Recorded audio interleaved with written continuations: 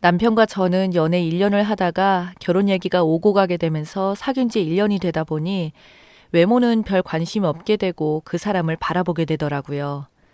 결혼을 결심하고 나서는 그 사람의 제일 큰 장점을 찾아보게 되었는데 그 사람의 성실하고 생활력이 강한 부분들이 결혼을 결정하는 데 계기가 되었어요.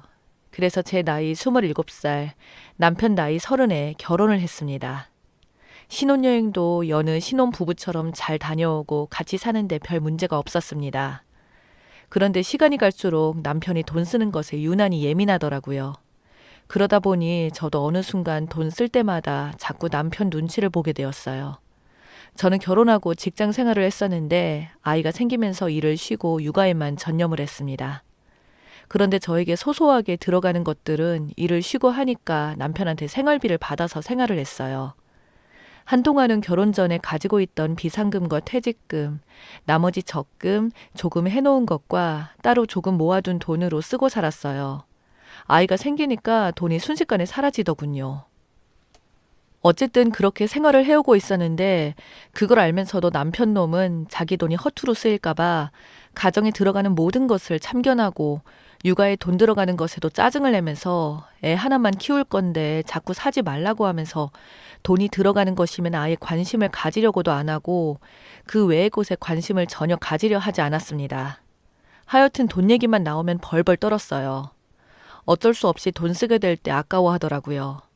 남들은 이 사람에 대한 이런 사실도 전혀 모르고 이런 또라이 남편을 어디 가면 만날 수 있냐는 부러워하면서 전혀 모르는 소리를 하더군요.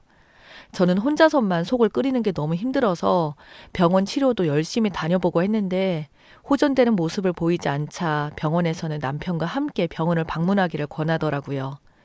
문제를 해결하기 위해서는 남편의 도움이 전적으로 필요하다고 말씀을 하셔서 저는 병원 선생님이 말하는 대로 남편한테 말을 전해주면 이 사람은 한다는 소리가 쓸데없는 것에 돈을 쓰고 다닌다면서 저를 되려 뭐라고 하더군요.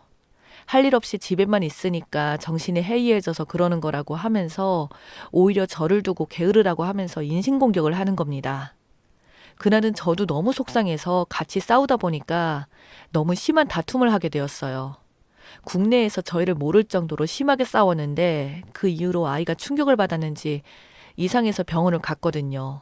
병원에서는 아이가 정서적으로 매우 불안하다고 하더군요. 아무래도 저희가 잦은 싸움을 많이 하다 보니까 아이는 그동안 불안함을 느꼈었던 모양이더라고요. 그때 정말 심하게 싸웠는데 싸움은 강도가 심해져서 아이가 더 이상 버틸 수 없는 한계를 느꼈던 것 같아요. 아이 있을 때는 안 싸우려고도 해도 이 사람이 하는 행동을 보면 참을 수가 없었어요. 저도 더 이상 버틸 수가 없는 한계가 왔던 거죠. 그러다 보니 말만 하다가도 자꾸 싸움으로 가다가 결국 큰 싸움을 하게 된 것이죠. 저희가 싸우면서도 같이 살았던 것은 오로지 가족을 위한 것들이었는데 안타깝게도 더 큰 것을 놓치고 살고 있었더라고요. 이대로는 안 되겠다 싶어서 아이와 함께 저는 병원을 다니면서 치료를 다녔는데 남편이라는 사람은 오히려 아이를 이상한 사람으로 만든다고 하면서 저를 병원 좋아하는 사람으로 만들더군요. 무슨 말을 하면 뭐든지 자기 말이 맞다고 하는 사람이었어요. 이 사람은 본인이 아프면 자가 진단을 하는 그런 사람입니다.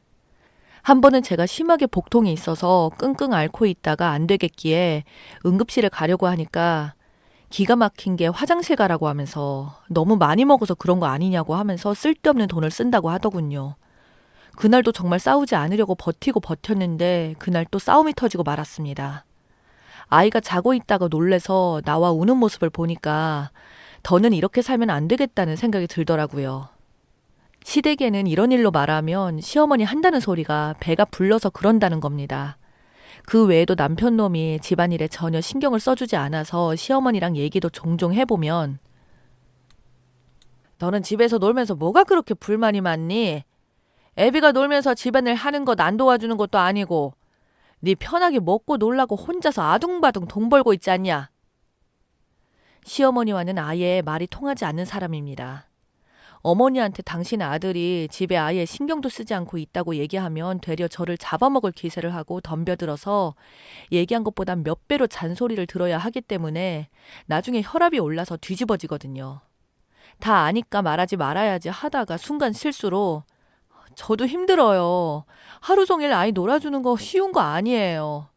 차라리 저도 예전처럼 일을 하고 싶을 때가 한두 번이 아니라고요.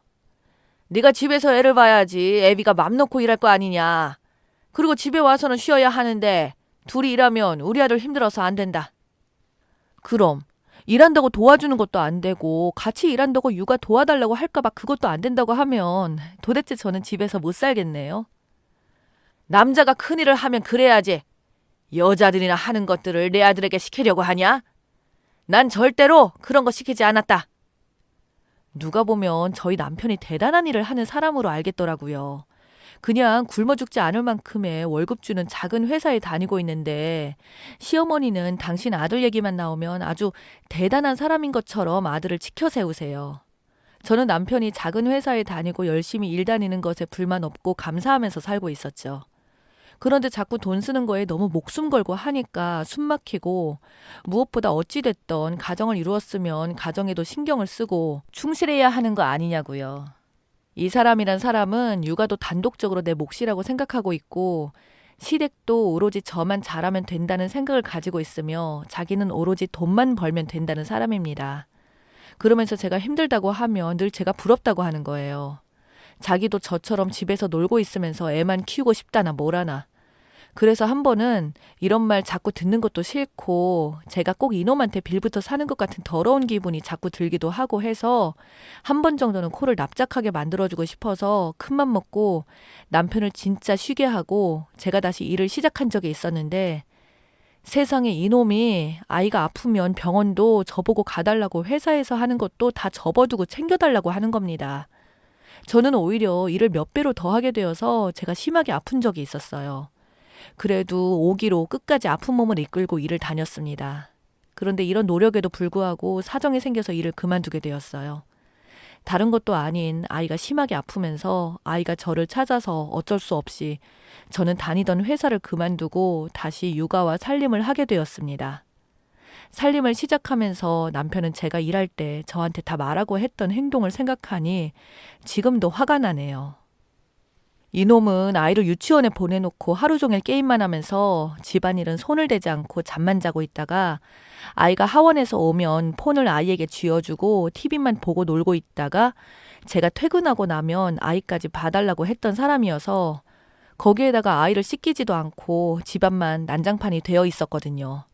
제가 퇴근하고 할 수도 있었지만 저도 오기로 아이만 씻기고 집안 살림은 보란 듯이 아무것도 하지 않고 남편 놈이 하는 짓 그대로 했더니 그냥 나가더니 집에 안 들어오고 PC방에 가 있다가 오더군요. 도저히 이해가 불가능한 행동들만 해서 그때 저도 이런 놈 정말 끝까지 못 고친다고 깨닫고 홀로 서기를 준비했어요. 아이가 너무 아파서 못 이기는 척하고 집에 다시 들어왔지만 저는 예전과 다른 삶을 살았습니다. 아이의 미래와 그리고 무엇보다 저를 위해 모든 것을 계획하고 남편과의 이혼도 미리 준비를 하면서 살고 있었어요. 그놈은 제가 그런 생각을 가지고 있을 줄은 모르고 둘째 얘기까지 하더군요. 하루빨리 끝내고 싶은 마음에 부부 생활은 아예 거절을 했고 직장도 새로 알아봤어요. 제가 일할 때 돈 번다고 유세 떤다는 말까지 들어서 그동안 삶에서 정이 뚝뚝 떨어질 대로 떨어져서 그런지 꼴도 보기 싫었어요. 시어머니도 시도 때도 없이 전화해서는 제가 일한다고 핑계를 대고 자기 아들하고 아기를 못 챙길까봐 전화해서 확인까지 하더군요. 나중에는 사건이 터졌는데 그때 일을 생각하면 정말 잘한 것 같아요. 아이 건강이 괜찮아져서 저는 새로운 일자리를 다시 알아보고 즐거운 생활을 했습니다. 그랬더니 시어머니 집으로까지 찾아와서 잔소리를 늘어놓더군요. 저는 그날 옆집에 아이를 맡겨두고 시어머니랑 한판 했습니다. 시어머니라는 인간이 저한테 돈 번다는 유세 그만 부리고 여자가 살림을 해야 하는 거 다 하고 일을 다니라고 하더군요. 저는 그럴 수 없다고 하니까 저한테 욕을 하시더군요. 순간 저도 배는 게 없어서 저도 나름 계획한 게 있어서 거친 욕을 날렸죠. 시어머니가 저의 몸을 먼저 치더군요. 그에 맞춰 저도 있는 힘을 다해서 바닥에 밀쳤더니 쇼를 하더군요.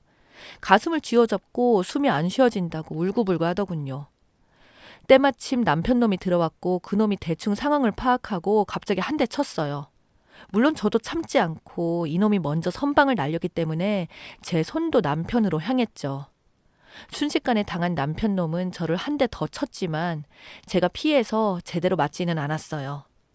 그런데 제가 한 대 먹인 것이 엄청 아팠는지 눈가가 터졌더군요. 시어머니는 기겁을 하면서 저에게 달려들기에 저도 그동안 참았던 화가 커지면서 제가 살려고 시어머니의 머리채를 잡고 흔들었습니다. 시어머니는 제대로 일어나지 못하더군요. 저는 그것들을 보면서 말을 했어요. 잘 들어. 니들이 힘들면 나도 힘들어. 내가 무슨 이 집의 종이야? 왜 뭐든지 힘든 거 다 내 몫이고 즐기는 건 당신들인 건데 내가 당신들한테 무슨 빚이라도 졌어? 내가 아이 때문에 이혼도 안 하고 사는 줄 알아? 난 적어도 살아보려고 노력했어. 그런데 인간들이 받아주면 어느 정도 생각을 해야 할 거 아니야. 똥인지 된장인지 찍어보고 하냐고. 나도 할 만큼 했다고 생각하는데 당신들이 그걸 당연하듯이 받아들이고 있어서 이제 그만하려고. 내가 그동안 참고 살았던 게 아니야. 말해도 못 알아듣는 인간들은 이렇게 행동으로 보여줘야만 알아듣는 것 같아서 한 거니까 깨달음이 있었으면 하네요. 당신들도 잘 들어. 그 더러운 돈 평생 너만 위해 쓰다가 죽어. 그리고 다시는 우리들 앞에 얼씬도 하지 마. 시어머니는 저를 제대로 알고서는 그 자리에서 저보고 웃기다고 되려 아들한테 이혼을 재촉하셨고 저를 콩밥을 먹이겠다고 하는데 그러거나 말거나 저는 그렇게 그들에게 말하고 나오면서 옆집에 맡겨둔 아이와 함께 친정으로 갔어요.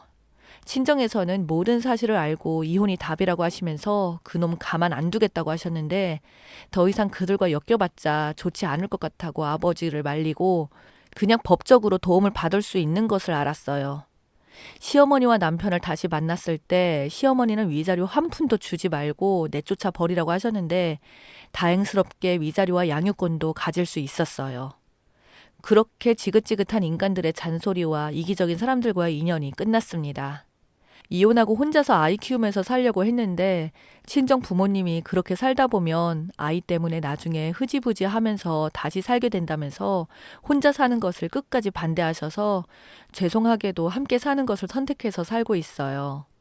아이도 싸움 같은 것을 안 봐서 그런지 아이가 안정을 찾아가면서 차분해졌고 저도 부모님이 곁에 있어서 그런지 우울증 증세가 많이 좋아졌어요. 부모님이 예전에 맞벌이를 하면서 저한테 많이 신경을 못 써줘서 그렇다고 하셨는데 그 사랑을 저희 아이가 부모님한테 받고 있습니다. 지금은 제가 가장이 되어서 다 같이 육아도 하고 부모님한테 많은 도움을 받으면서 살고 있어요. 아이를 혼자 키우고 있지만 저는 절대로 후회하지 않고 속은 편안합니다. 나중에 혹시라도 아이가 아빠를 찾는다면 만남을 갖게 해줄 생각은 있는데 여러분의 의견은 어떠한지 궁금하네요.